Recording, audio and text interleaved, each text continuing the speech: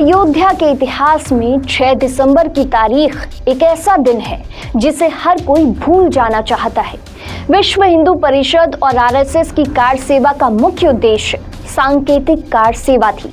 अप्रैल की कार सेवा में विवादित स्थल के बाहर एक चबूतरा का निर्माण किया गया था। मुहूर्त के मुताबिक 6 दिसंबर को सुबह 11:30 बजे साधु संतों को इस चबूतरे पर पहुंचना था। वहां साफ सफाई की जानी थी। इसके बाद एक प्रतीकात्मक स्तंभ का निर्माण किया जाना था।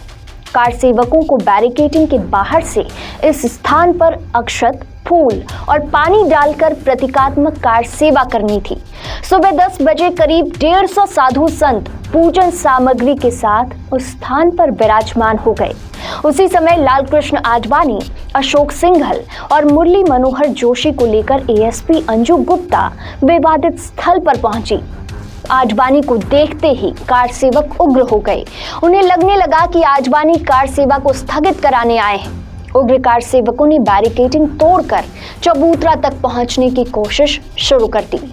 पुलिस ने बल प्रयोग करते हुए उन्हें पीछे खदेड़ना शुरू कर दिया, लेकिन कुछ कार सेवक बैरिकेडिंग को तोड़ते हुए चबूतरे तक पहुंचे और आडवाणी और जोशी के साथ धक्का मुक्की कर दी। अशोक सिंघल बीच बचाव कर रहे थे, लेकिन उन्हें पहचानने वालों की तादाद ही कितनी थी, उनकी कोई सुन न रहा था। उग्र कार सेवकों के बीच से आरएसएस और बजरंग दल के कार्यकर्ताओं ने लालकृष्ण आडवाणी, मुरली मनोहर जोशी और अशोक सिंघल को निकाला। किसी तरह उन्हें बचाकर राम कथा कुंज तक ले जाया गया। यहाँ पर मंच बनाया गया था और यहीं से नेताओं के भाषण होने थे। यह स्थान विवादित परिसर से करीब 300 मीटर की दूरी पर था। कार सेवा की जगह से तीनों नेताओं को हटाए जाने के बाद टूटी बैरिकेडिंग की मरम्मत की गई। लगातार बढ़ती भीड़ से चिंतित प्रशासनिक अधिकारियों ने विवादित इमारत के मेन गेट को समय से पहले बंद करा दिया। उस दिन किसी को पता नहीं था कि रामलला के कपाट बाबरी परिसर में आखिरी बार बंद किए जा रहे हैं। विवादित स्थल के ठीक सामने और इसी से सटे मानस भवन था। इसकी छत से पूरा इलाका दिखता था। कार सेवा को कवर करने के लिए विश्व हिंदू परिषद ने मीडिया को यहीं पर स्थान दिया था। दर्जन भर वीडियो कैमरे मानस भवन की छत पर लगे थे। उस दिन अयोध्या में केसरिया सैलाब उमड़ रहा था। दूर दूर तक लोग ही लोग नजर आ रहे थे। पुलिस को गणवेशधारी स्वयं सेवकों का साथ मिला। भीड़ को नियंत्रित करने का प्रयास किया गया। कार सेवा को लेकर कार सेवकों के भीतर आक्रोश था। हालांकि वह ज्वालामुखी शांत दिख रहा था, लेकिन सुबह 11 बजते बजते स्थिति गरमाने लगी।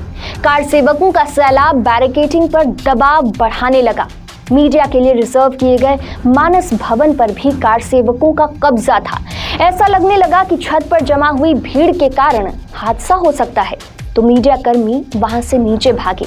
मीडिया वहां से सीता रसोई की छत पर चली गई, जो विवादित ढांचे से करीब 100 गज की दूरी पर थी। पुलिस कंट्रोल रूम भी वहां बना था, इस कारण वह सबसे सुरक्षित स्थान था। विनय कटियार के घर पर लालकृष्ण आडवाणी, मुरली मनोहर जोशी और अशोक सिंघल सुबह के नाश्ते पर आए थे। वहां पर कार सेवा की योजना बनी।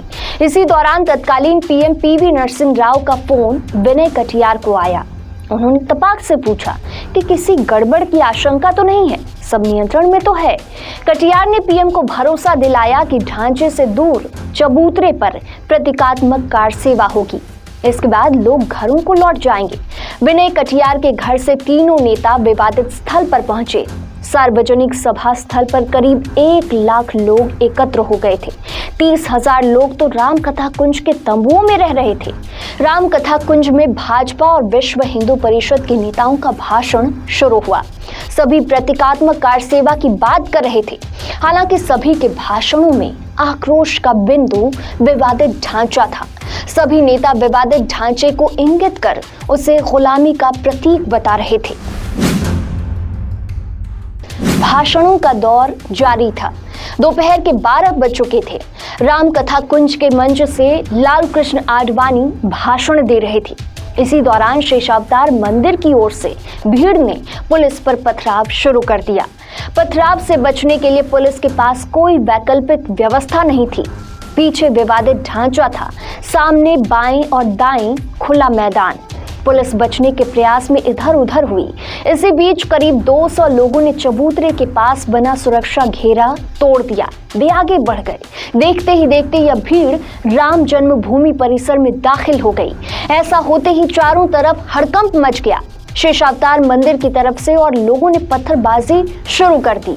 ढांचे के पिछले भाग में भी इस प्रकार की पत्थरबाजी हुई। पुलिस ने जैसे ही बचने की कोशिश की, 1000 से अधिक लोग राम जन्मभूमि परिसर में दाखिल हो गए। सामने से रोकने की भरपूर कोशिश की गई। कार सेवक आज रुकने के मूड में नहीं थे। कंटीली बाड़ फांद ढांचे की बाहरी दीवार और गुंबदों तक कार सेवक पहुंच गए। एकदम से माहौल बदल गया। सुरक्षा बल कुछ समझ पाते कि लाखों लोगों ने विवादित परिसर को चारों तरफ से घेर लिया। उस दिन पूरी व्यवस्था फेल हो गई। 200 के आसपास लोग गुंबद पर थे। 25,000 लोग विवादित परिसर में।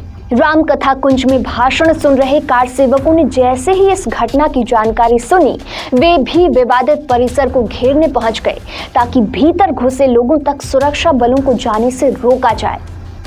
तो अगली कड़ी में बाबरी मस्जिद टूटने की पूरी कहानी आपको बताएंगे। देखते रहिए पंचतत्व। नमस्कार।